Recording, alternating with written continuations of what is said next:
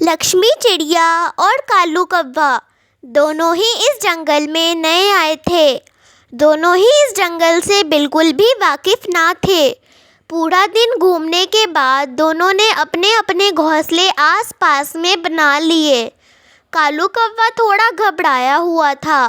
फिर वो लक्ष्मी चिड़िया को बोलता है, चिड़िया, मैं इस जंगल में खुशी खुशी आ तो गया हूँ, पर अब मुझे इस जंगल से थोड़ा डर लग रहा है। हम इस जंगल से बिल्कुल भी वाकिफ नहीं हैं।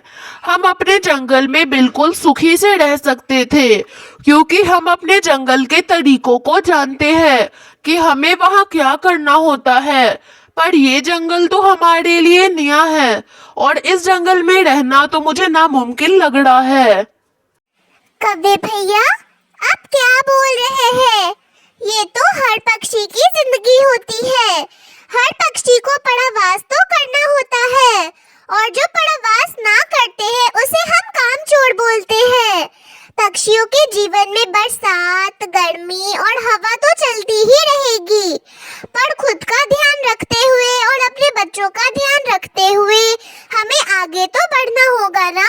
अब किसी भी चीज के लिए हम बीच रास्ते में रुक नहीं सकते, और सिर्फ हम ही लोग थोड़ी परावासी है। तोते भैया, उल्लू भैया और खूब सारे पक्षी दूसरे जंगल में गए हैं। हम लोग की तरह भी बहुत सारे परावासी पक्षी हर एक जंगल में नए होते हैं। ऐसी तसल्ली देकर चिड़िया अपने लिए और कौवे के लिए भोजन ढूंढने निकल जाती है। वो जंगल के हर एक कोने कोने में ढूंढती है, पर उसे भोजन कहीं नहीं मिलता। ऐसे में वो थककर एक जगह बैठ जाती है और फिर खुद से कहती है, हे भगवान, मैं कौवे भैया को तो तसल्ली दे आई हूँ, पर मुझे दाना तो कहीं नहीं मिल रहा है।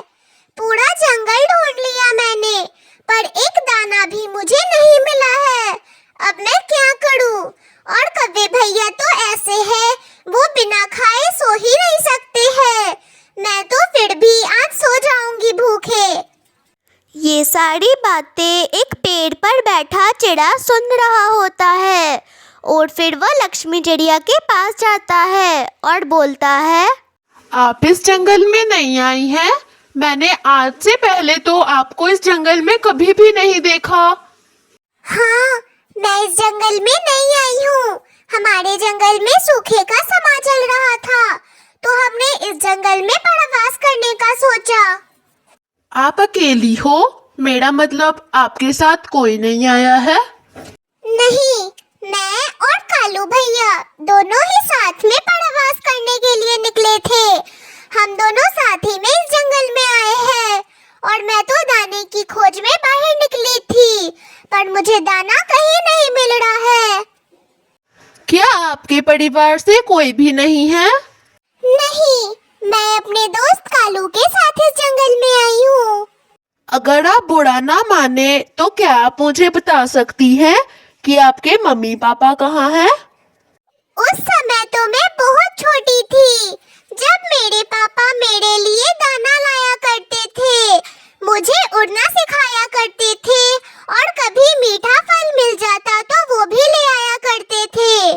पर वो दिन हमारे लिए सबसे बुरा था, जिस दिन हमारे पापा को चोट लग गई थी पेड़ से, और वे वहीं पर स्वर्ग सिधार हो गए थे। पापा को गए हुए 2-3 दिन ही बीते थे कि मम्मी की भी तबीयत बहुत खराब हो जाती है। दाना और पानी मम्मी के लिए मैं ही लाती थी, क्योंकि वो उड़ भी नहीं पा रही थी।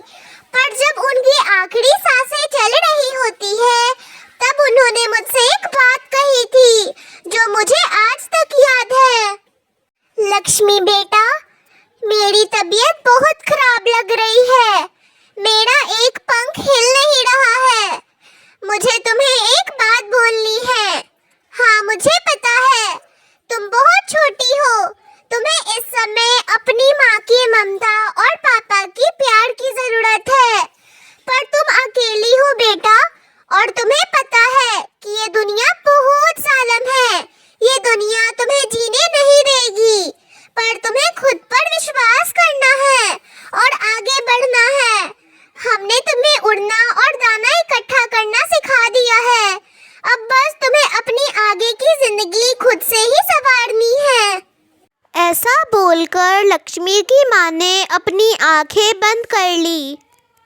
हो, आपके माता पिता के साथ तो बहुत बुरा हुआ। भगवान करे वो जहाँ भी हो उन्हें शांति मिले। अच्छा, आपको दाने की जरूरत है ना? चलिए मैं आपको दाना दिलाता हूँ। आप तो गलत दिशा में आ गई हैं। आपको दक्षिण की तरफ जाना चाहिए था। आप उत्तर की तरफ आ गई हैं। उसके बाद वो चिड़ा उस चिड़िया को लेकर गंदम के मैदान में जाता है। वो चिड़िया गंदम के मैदान में से थोड़े से दाने तोड़ती है और फिर चली जाती है। इसी तरह दिन बीतने लगते हैं। एक दिन उस चिड़े की माँ और चिड़िया दोनों ही गंदम के मैदान में आते हैं गंदम तोड़ने। जैसे ही वे लोग गंदम के मैदान में आते हैं, बहुत जोर की बारिशें शुरू हो जाती हैं और चिड़िया उस चिड़े की माँ से पूछती है, क्या हुआ माँ जी, आप डर क्यों रही हैं? और आप तो मुझे इस मैदान में पहली बार दिखी हैं। पता नहीं बेटा, मुझे इस बारिश से बहुत डर लगता है। ऐसे ही पिछले साल मेरा पति इस बारिश के कारण ही मरा था। एक चील ने मेरे पति को खा लिया, इसीलिए मैं बहुत डरती हूँ इस बारिशों से। थोड़ी देर में ही बारिशां रुक जाती हैं और जैसे ही बारिशां रुकती हैं, वो चिड़े की माँ उस चिड़िया को अपने साथ घोंसले की तरफ ले जाती है। बेटी, ये मेरा बेटा है, इसका नाम मानव है। मानव, तुम यहाँ? माँ जी, ये आपका बेटा है क्या? मैंने इससे पहले भी मिला है। चिड़िया, तुम यहाँ? तुम्हें मेरे घर का रास्ता कैसे पता चला? तुम लोग एक दूसरे को जानते हो?